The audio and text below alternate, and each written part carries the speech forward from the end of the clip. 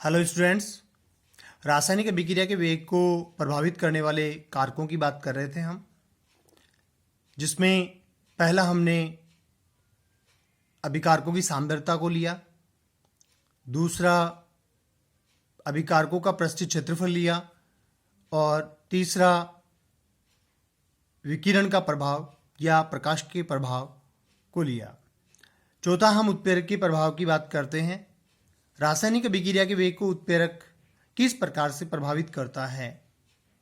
तो वे रासायनिक पदार्थ जो अभिक्रिया के वेग को बढ़ाते हैं तथा अंत में बिना किसी परिवर्तन के पुनः प्राप्त हो जाते हैं, अर्थात ये वे पदार्थ होते हैं जो रासायनिक अभिक्रिया के वेग को बढ़ाते हैं लेकिन इसमें किसी प्रकार का परिवर्तन नहीं होता, उत्प्रेरक कहलाते हैं। उत्प्रेरक अभिक्रिया की सक्रियण ऊर्जा, जिसे ईए के द्वारा लिखते हैं एक्टिवेशन एनर्जी, तो उत्प्रेरक अभिक्रिया की सक्रियण ऊर्जा का मान घटाते हैं, जिससे अभिक्रिया का वेग बढ़ जाता है, अर्थात अभिक्रिया जल्दी संपन्न होती है। उत्प्रेरक की उपस्थिति में गिब्स ऊर्जा परिवर्तन, जिसे डेल जी के द्वारा लिखते हैं, एंथैल्पी में परिवर्तन, जिसे डेल एच के द्वारा लिखते हैं, तथा साम्यावस्था स्थिरांक के में कोई परिवर्तन नहीं होता है, केवल साम्यावस्था शीघ्र स्थापित हो जाती है। नेक्स्ट पॉइंट, वे पदार्थ जो अभिक्रिया की दर को कम करते हैं निरोधक कहलाते हैं।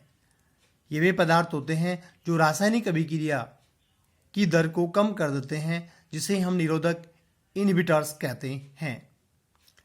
उत्प्रेरक की क्रिया को मध्यवर्ती संकुल सिद्धांत के द्वारा समझाया जाता है।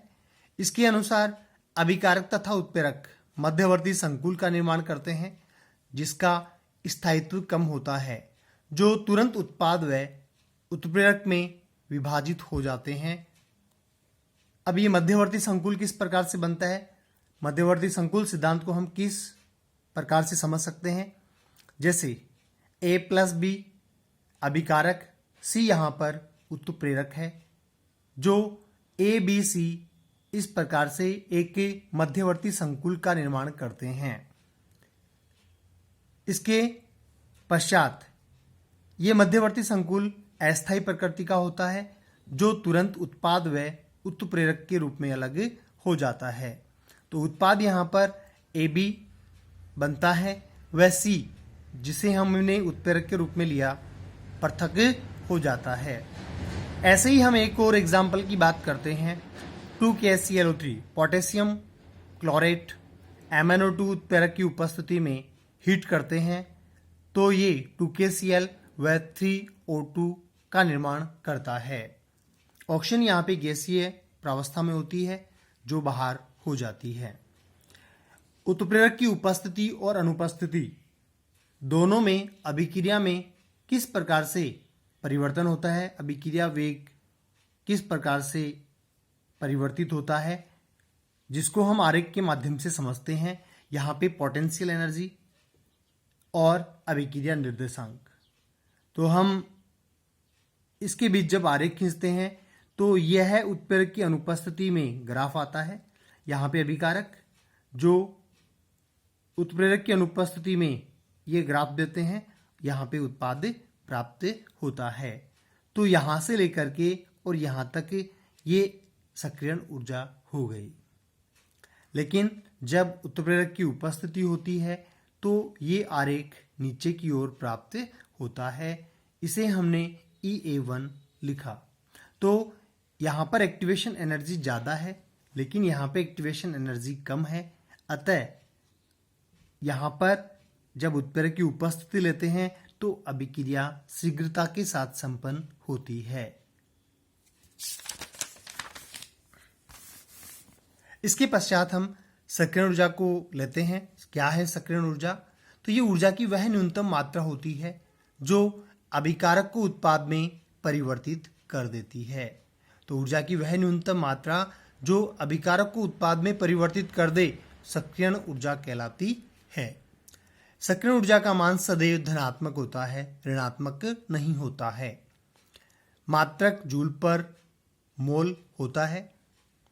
सक्रियण ऊर्जा ये बराबर देहली ऊर्जा जिसे थ्रेशोल्ड एनर्जी कहते हैं माइनस क्रियाकारक अणुओं की औसत गतिज ऊर्जा।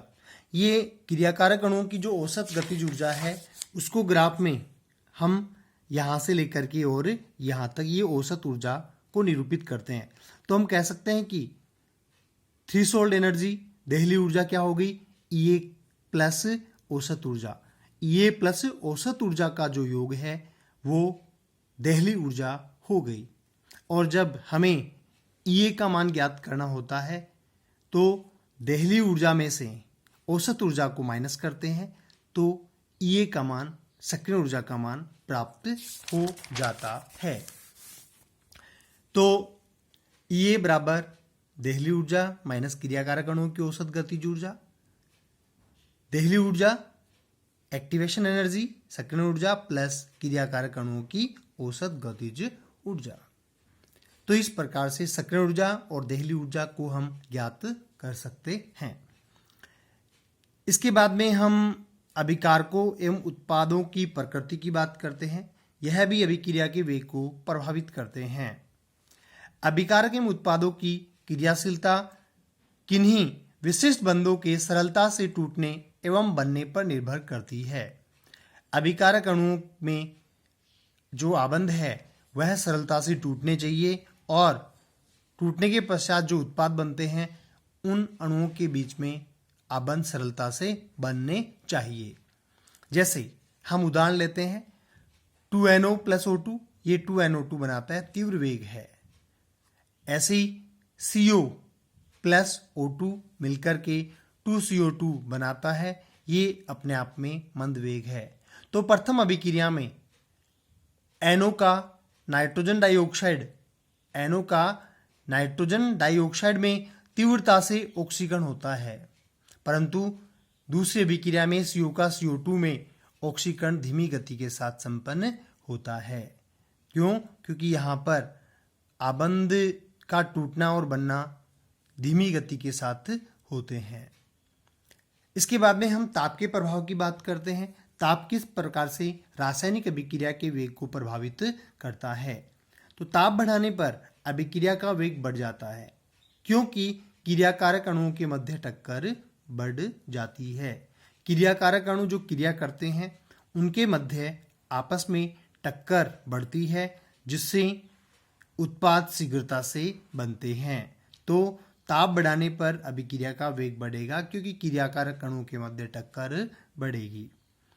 अभिक्रिया वेग पर ताप के प्रभाव को ताप गुणांक के द्वारा, जिसे N के द्वारा प्रदर्शित करते हैं, के द्वारा लिखा जाता है।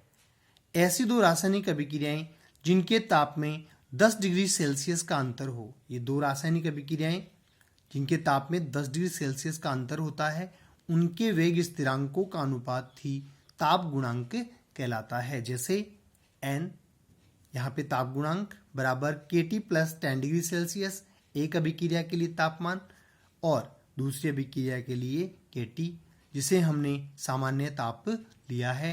तो इसमें 10 डिग्री सेल्सियस मतलब 298 प्लस 10 डिग्री सेल्सियस 308 केल्विन हो गया और यहाँ पे 298 केल्विन। तो इस तरीके से ये N का मान आ गया। अधिकांश अभिक्रियाओं के लिए N का मान 2 से 3 गुना बढ़ता है। हम कह सकते हैं कि जब 10 डिग्री सेल्सियस किसी अभिक्रिया का तापमान बढ़ाया जाता है तो अभिक्रिया का वेग 2 से 3 गुना बढ़ जाता है। इसके पश्चात हम शून्य कोटि की अभिक्रिया को लेते हैं, जीरो ऑर्डर रिएक्शन। तो शून्य कोटि अभिक्रिया वे अभिक्रियाएं जिनमें अभिक्रिया का वेग अभिकारकों की सांद्रता पर निर्भर नहीं करता है, शून्य कोटि की अभिक्रिया कहलाती है। अभिक्रिया का वेग अभिकारकों की शून्य घात के समानुपाती होता है, या इस प्रकार से परिभाषित कर सकते हैं। जैसे एक अभिक्रिया A है और यह उत्पाद P का निर्माण करती है। हम जानते हैं द्रव्यानुपाती क्रिया नियम से कि रासायनिक अभिक्रिया का वेग अभिकारकों की सांद्रता के घातांक के समानुपाती होता है। तो अभिक्रिया का वेग dx/dt समानुपाती है अभिकारक अणु A की सांद्रता के। यहाँ पे शून्य प्रदर्शित करता है कि अभिक्रिया शून्य कोटि की है। तो dx/dt बराबर के शून्य जो लिखा हुआ है यह इसका शून्य कोटि अभिक्रिया के लिए वेग स्थिरांक हो गया a0। तो dx/dt बराबर के ये हमारे पास एक समीकरण आ गया। यहाँ पे a0 की जो वैल्यू है वो 1 है। तो इक्वेशन हमारे पास फर्स्ट है dx/dt इक्वल टू k0। 0 यहाँ पे आपको बता चुका शून्य कोटि अभिक्रिया के लिए वेग स्थिरांक हो गया। प्राप्त समीकरण अवकलन वेग समीकरण कहलाती है। इसे अवकलन वेग समीकरण कहा जाता है। इसे हम इस प्रकार भी लिख सकते हैं dx equal to k0 dt ऊपर की ओर चला जाएगा। ये इक्वेशन बनी सेकेंड। समीकरण 2 का हम समाकलन करते हैं। यह अवकलन वेग समीकरण है, इसका समाकलन करते हैं। तो समाकलन करते हैं तो समाकलन का sign dx equal to k0 समाकलन की इस तरफ होगा और dt। इसको हम ऐसे लिख सकते हैं dx को अक्ष और k0 t प्लस c यहाँ पर समाकलन स्थिरांक है। जब इसे हल करते हैं तो c समाकलन स्थिरांक आएगा। इक्वेशन 3 बनी।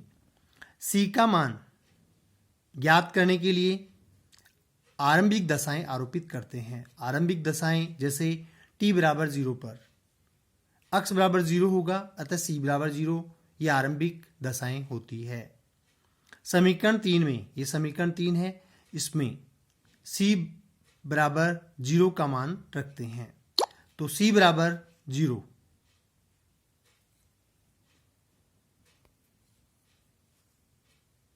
तो c बराबर 0 x बराबर k0t प्लस 0 k0 बराबर x बाई टी। ये हमें समीकरण 4 प्राप्त हुई। इस समीकरण को समाकलन वेग समीकरण कहते हैं। इसका मात्रक mole litre inverse second inverse होता है। मात्रक ज्ञात करने के लिए फॉर्मूले की हम पीछे बात कर चुके हैं। इसके पश्चात आलेख निरूपण लेते हैं। आलेख निरूपण में वेग समीकरण x बराबर k0t हम ले चुके हैं। यहाँ पे x और t के बीच आरेख खींचते हैं तो एक मूल बिंदु से एक रेखा प्राप्त होती है जिसका ढाल tan थीटा बराबर del x upon del t k0 होता है। शून्य कोटि अभिक्रिया का अर्धायु काल निकालते हैं। अर्धायु काल को हम t हाफ के द्वारा लिखते हैं।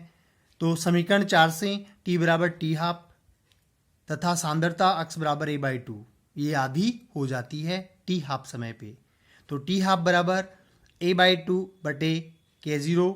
तो t हाफ बराबर a बाई 2 k0 अर्थात शून्य कोटि अभिक्रिया की अर्ध आयु अभिकारकों की प्रारंभिक सांद्रता के समानुपाती होती है। तो t हाफ समानुपाती है a की। a यहाँ पे प्रारंभिक सांद्रता होती है। और ये शून्य कोटि अभिक्रिया के उदाहरण हैं जैसे H2 प्लस Cl2 प्रकाश की उपस्थिति 2HCl 2PS3 molybdenum high pressure 2P plus 3H2 2NH3 tungsten की presence high pressure N2 plus 3H2 2HI और हम गर्म करते हैं H2 प्लस I2। तो ये शून्य कोटि अभिक्रिया के उदाहरण हो गए।